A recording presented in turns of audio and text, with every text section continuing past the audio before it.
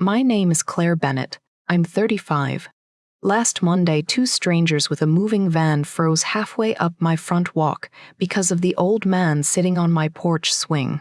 Behind them stood my brother, spinning a freshly cut key around his finger, and my mother holding a homemade eviction notice for a house that never belonged to either of them. That old man had a folder in his lap, and that folder was only my second layer of paperwork. The third one, the paper I signed alone at my own kitchen table, is the one my mother still won't forgive. Welcome back to Slow Burn Stories, where quiet people finally tell the stories their families hoped would stay buried. If you've ever kept the peace while everyone else kept score, this one's for you. Subscribe, and let's get into it. The house sits on Maple Ridge Lane in Millbrook, Ohio, my grandparents' place, Walter and Margaret Hale. For 5 years, I spent every Saturday there, gutters in October, storm windows in April, driving them to appointments while my mother visited maybe 3 times total in 5 years. I never once asked them for money. I brought soup and fixed screen doors. I'm a librarian. I like things labeled. So did my grandfather. He built a key cabinet with 9 brass hooks, every key tagged in his own typewriter font. Label it once, he'd say, and it never argues with you. Remember that cabinet. It matters later. My mother, Diane, 57, doesn't ask for things. She announces them. My brother, Ryan, 32, has spent his whole life being caught by a net he never had to look for. 4 years ago, $22,000 went missing from Grandma's account. My mother had advanced herself the money. That same month, my grandparents quietly visited a lawyer, Arthur Nash. Nobody told me why. I found out later. Grandpa died 3 years ago. Grandma followed this January, holding my hand in hospice. My mother wasn't there. She was busy. At the funeral, before the ground had even settled, she grabbed my elbow. We'll talk about the house Sunday. But there was no house question. My grandparents had already answered it 4 years earlier in that lawyer's office. The house, worth $580,000, and the accounts, another $470,000, had all been left directly to me. Over $1 million, skipping my mother's generation completely. Arthur told me they were protecting this from something specific. My mother went silent for 3 days. Then she showed up with cake and a fair proposal, sell the house, split it 3 ways. I said no. I watched her file that answer away for later. The family phone tree lit up. My brother texted me a real estate listing with no message, like a menu slid across a table. So in April, I went back to Arthur alone and built a wall, an irrevocable trust. The house and accounts went in. Arthur and I became co-trustees. The property no longer belonged to me personally. It belonged to the Hale Family Trust, and it took 2 signatures to move it, mine, and a lawyer's who'd been practicing since before I was born.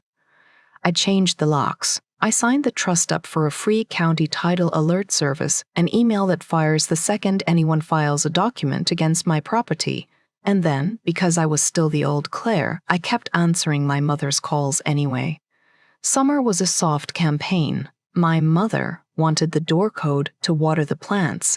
My brother wandered the upstairs bedrooms talking about his daughter having sleepovers there. I said no to everything, politely, and every no cost me a night's sleep. Then, in late September, my brother went quiet. No calls, no texts. My aunt warned me. Ryan told your uncle at poker the house thing is almost done. Quick tip.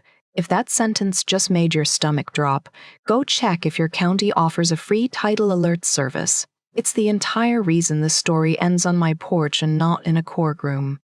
That Thursday, my phone buzzed at the library. A document had been filed against my parcel. A quitclaim deed. My name as the grantor signed in handwriting that wasn't mine, transferring the house to my brother for $1, and love and affection. My brother had forged my signature. I called Arthur.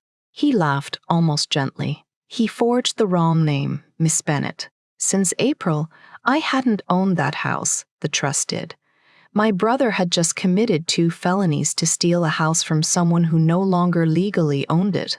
His deed was void, a paper ghost. I asked Arthur to wait 48 hours before reporting it. Maybe there was a version where this stayed a family conversation. He agreed. Saturday morning, my brother and mother showed up together. He spun a ring of new keys. We put the house in my name. You're out Friday. My mother added, "It's what's fair, Claire. We're just correcting what got confused." I said, "You're sure about that?" and closed the door. Then I checked the key cabinet. 9 hooks. The 4th one, the spare to my new locks, was empty. The label was still there, typed and neat. Someone hadn't broken in. They'd been let in, sat in my hallway while I made them tea, and quietly lifted the key my grandfather had labeled with his own hands. I called Arthur. "How fast can we move?" "Monday," he said. "I'd like to be sitting on your porch when they come." Monday, 8:40 a.m., a moving van pulled up, my brother in work gloves, my mother carrying banker's boxes.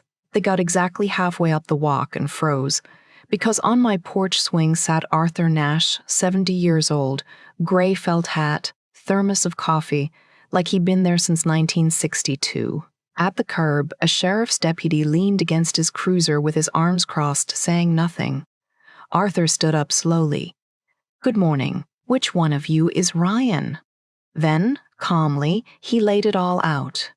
The trust, the void deed, the forged signature, the expired notary. It is also, gentlemen, 2 felonies. The moving crew turned around without being told twice. My mother tried tears. The deputy said only, "Forgery isn't a family matter, ma'am." They left. But 2 days later, an investigator called with a problem. The case needed me, the actual victim, to sign a formal statement. Without it, there was no case at all. That night, I sat at my kitchen table with the form, a pen, and my grandfather's empty brass hook sitting there like a small witness. I thought about calling my mother one more time, begging for a version where I didn't have to do this. Instead, I looked at that empty hook and picked up the pen. I signed my real name.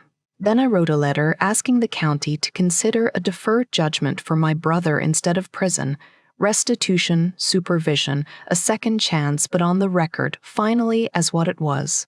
While I sealed the envelope, my phone lit up on the counter. "Mom." The text underneath still said, "Sign that paper and you have no mother." I let it ring out completely.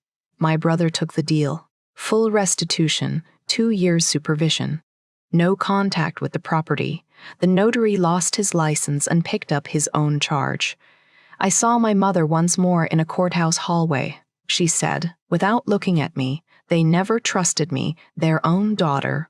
I told her, "I know, Mom. But I didn't take it from you, and neither did the house." That evening, I screwed the 9th hook back into my grandfather's cabinet and hung a new key on it, with a new label from my grandmother's old typewriter, "Front spare, ask first." 9 hooks, 9 keys, all accounted for. It's late October now. My mother hasn't spoken to me in a month. Total silence, which is its own kind of answer.